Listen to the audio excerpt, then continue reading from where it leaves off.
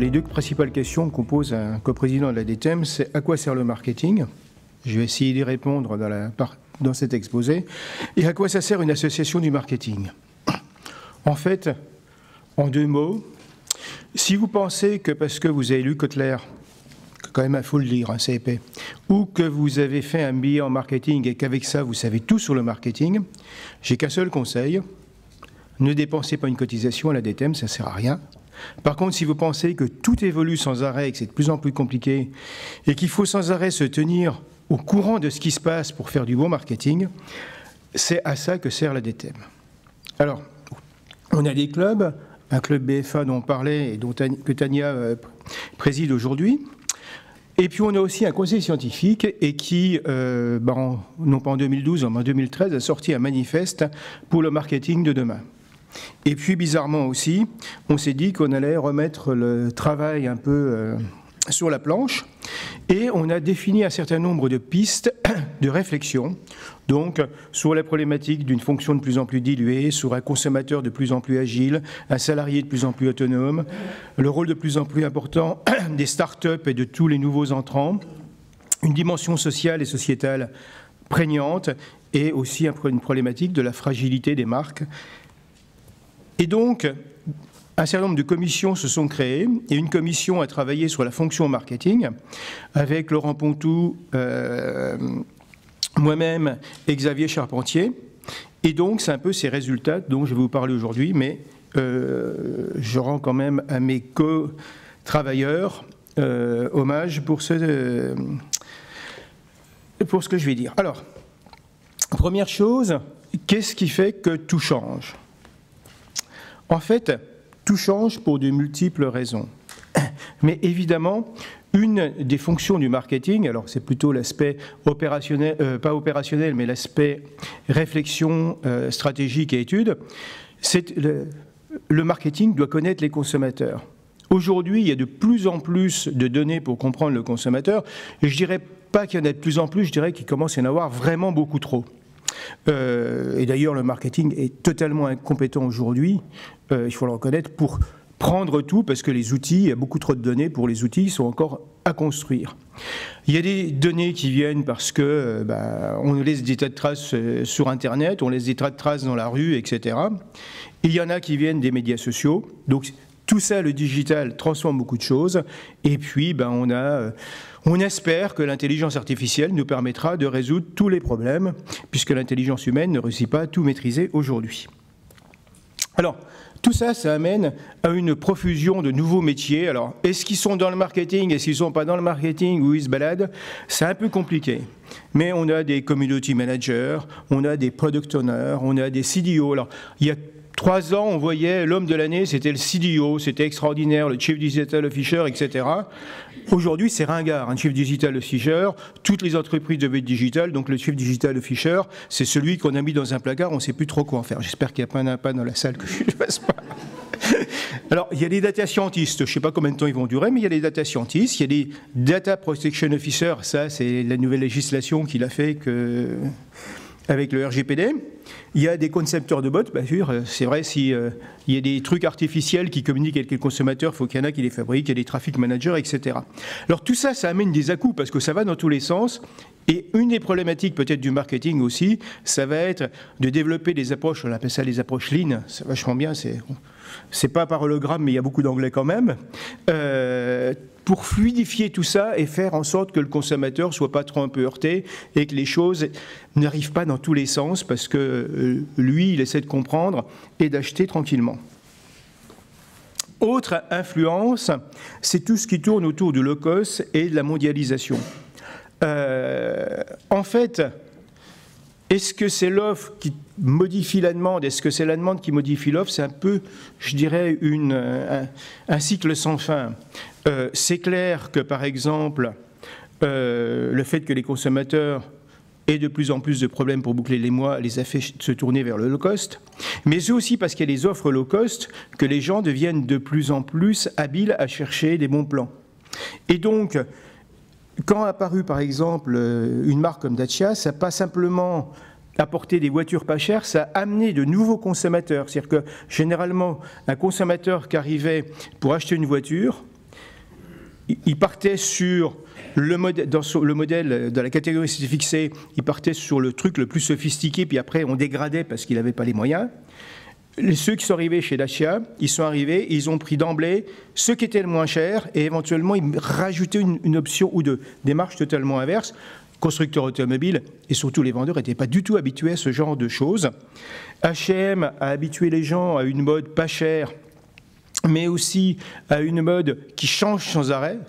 Et les grands de l'habillement n'étaient pas habitués à ce que tous les 15 jours, il y ait de nouveaux produits qui sortent sans arrêt. Donc il a fallu sans arrêt se revoir. Et tout ça se passant évidemment dans un cadre qui est mondial, avec de nouveaux opérateurs qui arrivent dans tous les pays, et des consommateurs qui, dans certains pays, cherchent des prix moins chers. Et d'ailleurs, il n'y a pas des fois toujours besoin d'aller très loin pour voir des gens qui cherchent des prix moins chers à l'étranger. Il suffit de passer la frontière allemande. La distribution allemande a toujours été beaucoup plus forte que la distribution française pour négocier les prix et amener des offres moins chères. Donc, si on généralise ça avec des acteurs comme l'Inde ou la Chine, on s'aperçoit que la problématique du low cost est quelque chose qui sera de plus en plus prégnante dans les années qui viennent. Et puis, la dernière chose, c'est la fragmentation de notre société. Alors, je vais parvenir sur une actualité récente qui montre qu'il y a de plus en plus de consommateurs qui ont des problèmes pour finir, pour boucler les fins de mois. Hein. Ça, j'ai mis un petit gilet jaune qui le montre bien. Mais c'est vrai qu'on est d'une société où, pour des raisons très simples, dans les années 50, les dépenses préengagées, c'est-à-dire les dépenses préengagées, c'est ce que vous n'avez plus dans votre portefeuille le premier jour du mois parce que, cotisation d'assurance, crac, on vous l'a retiré, votre cotisation mobile, enfin votre abonnement mobile, on vous l'a retiré, votre loyer, on vous l'a retiré, etc.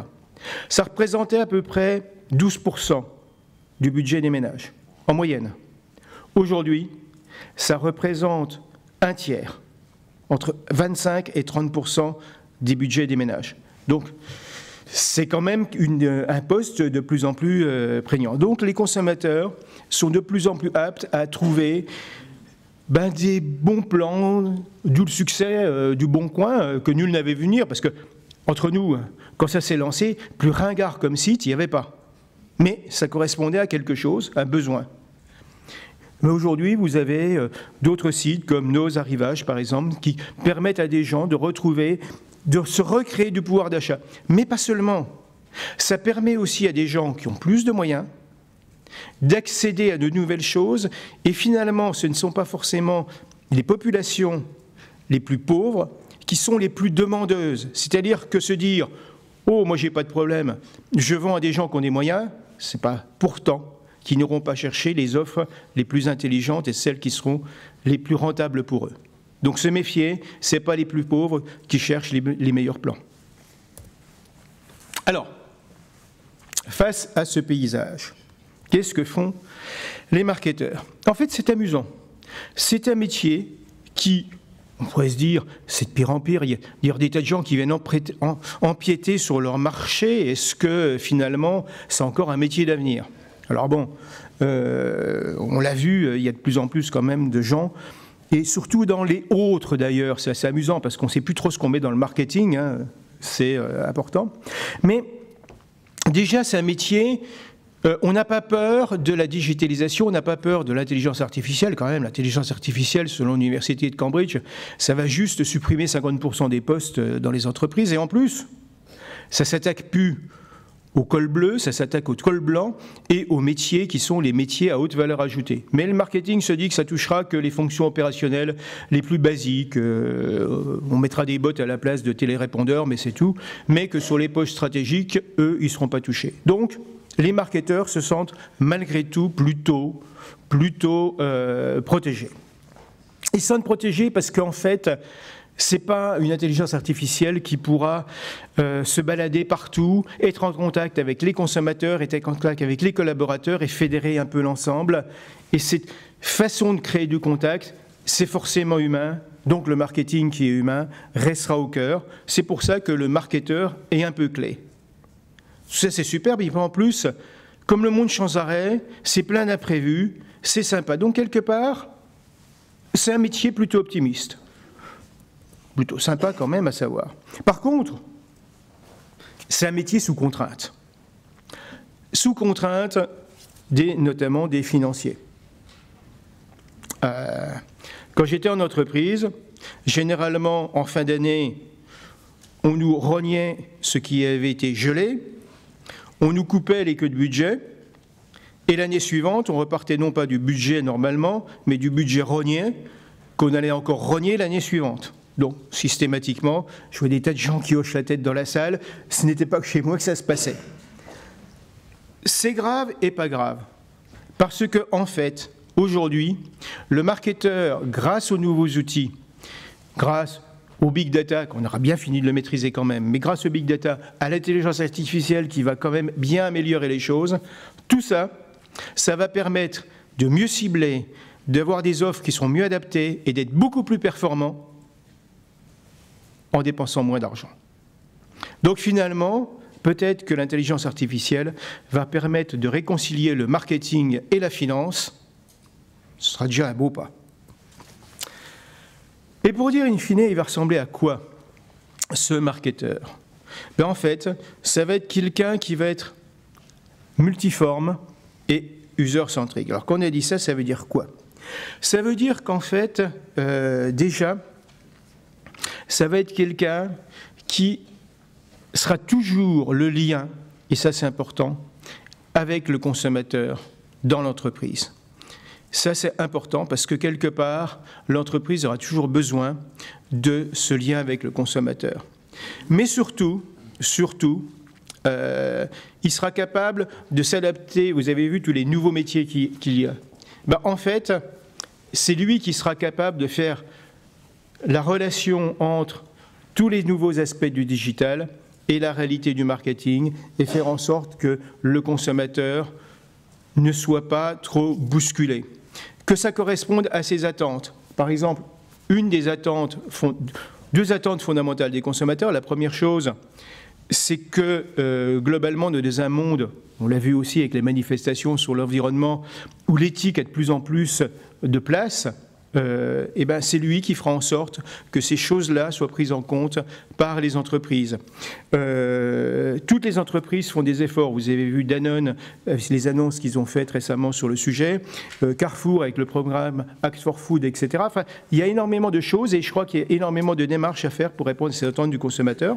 L'autre attente du consommateur, c'est de ne pas être traité, même si c'est des machines qui font le marketing ou les ventes, etc., lui ne pas être traité comme une machine. Et donc, toujours cet aspect de remettre de l'humain dans la relation avec le consommateur. Et donc, tout ça, le marketeur va fluidifier un peu toutes ces relations.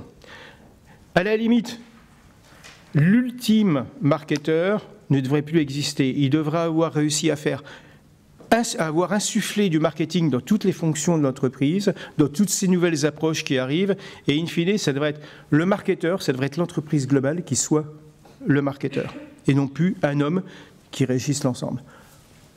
Voilà. Je vous remercie.